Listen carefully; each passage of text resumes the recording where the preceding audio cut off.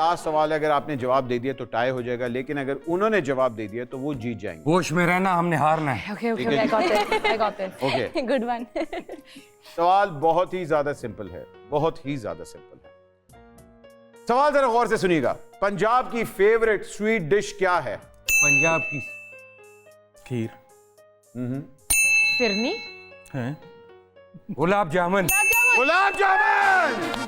ओए टाई हो। पंजाब की भाईजान गुलाब जामुन हमारी नेशनल वो भी आ गया ना, नेशनल स्वीट डिश में भी आ गया। लेकिन नेशनल गुलाब जामुन। पंजाब, वो दो ही मिठाई है जिसके साथ नेशनल का पंजाब से क्या ताल्लुक है? दो ही मिठाई है जिसके साथ फूल का नाम लगता है, गुलाब जामुन, दूसरा मोतियाचूर। अच्छा, अब गौर से जरा सुने। मुझे लगता है ये अब हार जाएंगे क्योंकि अब मैं आपसे अंग्रेजी गाना पूछने लगा। Oh yes. अंग्रेजी गाना मैं पूछने लगा। ये देखो मेरे पास एडवांटेज होना चाहिए, एडवांटेज होना चाहिए आपके पास। ठीक है जी।